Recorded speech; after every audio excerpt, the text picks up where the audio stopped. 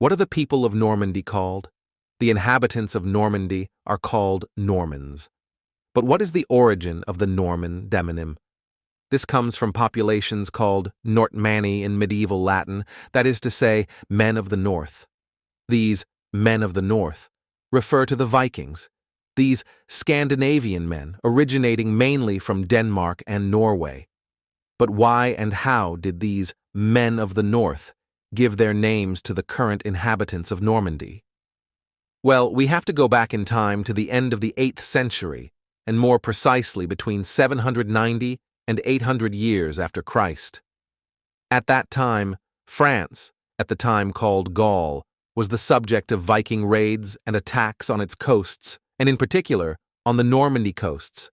It is thanks to their fast and strong boats, the longships, or drakkar, that the Vikings reached the French coasts and even Paris, taking the opportunity each time to plunder monastic treasures and burn down towns and villages.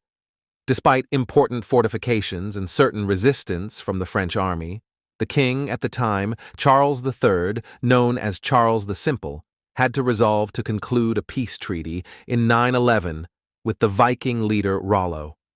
It is within the village of Saint-Clair-sur-Epte that the King of France will offer Rollo the territory of current Normandy in exchange for stopping the pillaging and protecting the Kingdom of France against new Viking attacks.